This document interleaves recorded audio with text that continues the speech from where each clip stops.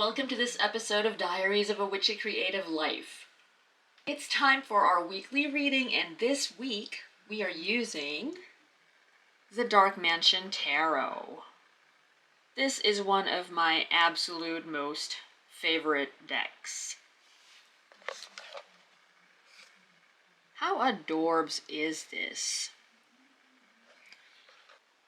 It's by Taroteca Studio. I'm going to make sure to link it in the description. It's not an affiliate link or anything. I want to make sure that if you're interested in this deck, you get it from the actual company that makes it. I've seen fakes of this deck, and the only place really that I would say you can be sure you're getting an authentic one is to get it straight from the publisher. Anyway, so as you saw in the intro, my toddler helped us this week by picking our 3 cards. This is not a predictive reading. It's meant to give us food for thought, journaling prompts for all you journal keepers out there who want to use this as inspiration. Okay, so let's jump in. The first card, we already saw them earlier, but we are flipping them over one by one, is number 4 in the Major Arcana, the Emperor. A lot of people have compared the artwork on this deck to Tim Burton's style. And yes, the artwork is one of the things that I enjoy about this deck. Okay, so with the Emperor, my question for you right now is, where might you need some discipline or structure? Sometimes we like to wait for inspiration before we act. But in many cases, that means that we're not going to get anything done at all. What if inspiration never comes? In certain situations, unless we make ourselves do something or give ourselves motivation without waiting for it to come, then we're not going to accomplish any of our goals. And what about the things that we've taken on as responsibilities? They're just going to sit there. What if the muse never shows up when you hope she does? Or he. Maybe your muse is a he. Or a they.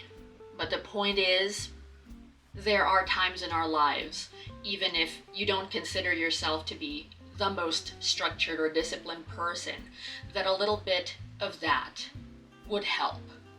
Some of us pride ourselves on being somewhat rebellious, getting our best results when we don't follow the rules or when we color outside the lines. But maybe there's an area of your life, a situation here or there, that could benefit from, if not structure, then the guidance of someone who can provide you with that. Maybe there's a mentor or a trusted individual that you could turn to for help.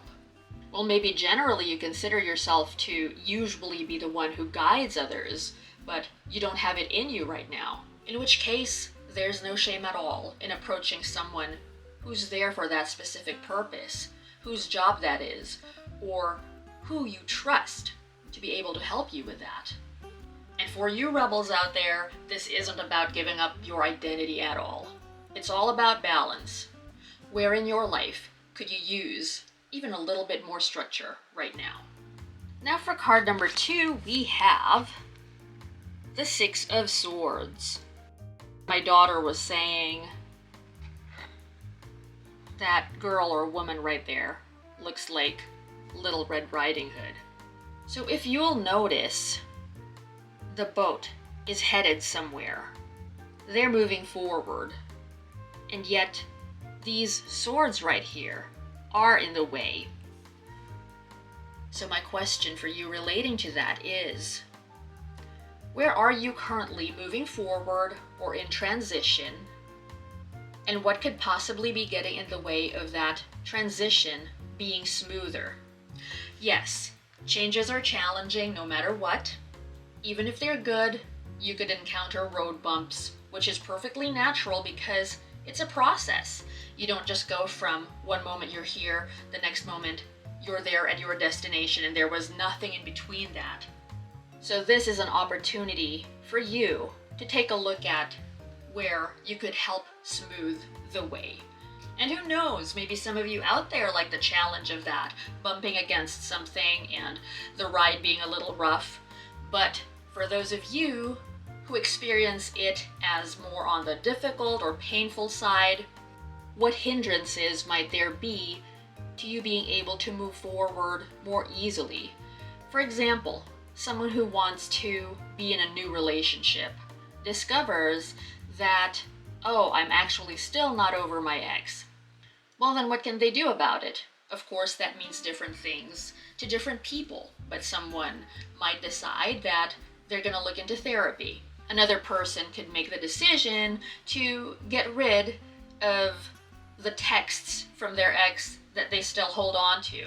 Or maybe they have items of their ex still with them and they take a look at those every now and then, or sniff their clothing. Just all this stuff that definitely makes it more challenging to move on. Because if these objects weren't there, well, sure, they might still think of their ex every now and then, but they wouldn't be feeding the part of them that's pining, especially if it isn't the sort of relationship anyway where you could get back together, because they've made it very clear to you that they've moved on, or it ended really badly, and you know that you're not good for each other. So yes, you still love them, you always will, but what's the decision now?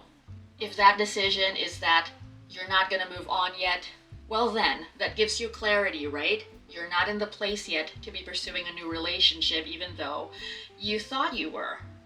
And that's just one example out of many possibilities. For someone else, moving forward might involve getting a new job, because where they are, they're not getting paid enough. It's not sustainable. And yet they find themselves challenged to move on, to move forward, because being honest with themselves, they come to accept that the job they are planning to apply for, even though it pays so much better, calls for them to step outside of their comfort zone. Whereas they really love what their present job gives them. Maybe they don't have to talk to people in this present job. They're not a people person, or they're wildly introverted and love their own company more than being in the presence of other people. And that's why they don't want to leave. In which case, that's their time to figure out what they can do to maybe compromise or choose an entirely different job than the one that they were aspiring to get. You know, so on and so forth.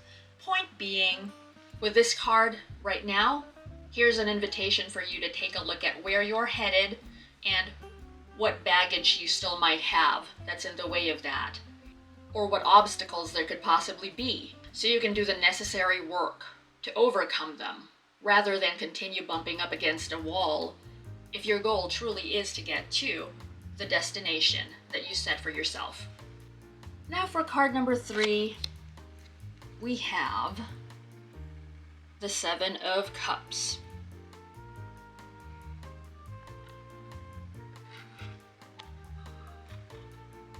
My question for you now is, what have you always wanted to try or get into, but you were distracted from doing that, or something else happened that kept you from doing that? Because hey, maybe it isn't too late. Sometimes there's so much going on, so many options, and the choice that we make, whether it worked out or not, kept us from pursuing or trying something else that we wanted to go for. Okay, using relationships again as an example, it could be that for someone, they had this person that they were getting really close to at some point in their life, but then someone new came along and they got carried away, they got swept off their feet, so they went with this someone new and had a relationship with that person, leaving the other one, even though that was actually a pretty good relationship. But the new person was flashier, and before they knew it, they were with that new person. But then, a few weeks or months or even years later, they split up, and that other person comes to mind. Well, maybe they were already coming to mind even before the breakup, sort of like, I wonder how they're doing, but you know, you never followed up with that. Well, now that there's been a breakup, our character decides to go ahead and check on this first person that they were with. And they discover everything's in place for them to pick up right where they left off. It might not always happen that way. I'm giving an example here. But you know, what is something like that for you? It could be, for example, that someone's always wanted a career as a historian, but nah, they were told and a lot of evidence was pointing to them that that wouldn't make enough money. So they shelved that and went for a completely different career.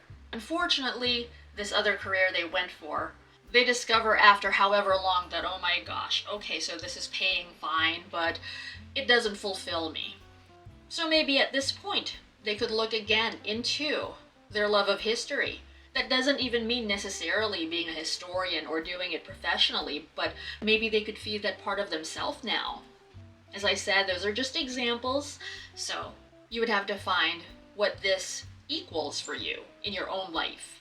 Thank you so much for joining me for this video. That was another fun weekly reading. I always truly enjoy putting these videos together for you. And I am giving myself a reading as well while I'm sitting here because I go over in my head how the cards relate to me. So thank you for being my opportunity to do that. I'll be back really soon. At the end of next week, there will be another weekly reading video, and before then, there will be more videos on personal growth work, shadow work, tarot as relates to all this. So stay tuned, and please subscribe if you haven't yet, if you enjoy this, so that you don't miss a thing. Take care of yourself. Till next time. Bye for now. More delicious Diaries of a Witchy Creative Life coming soon. Subscribe for more videos.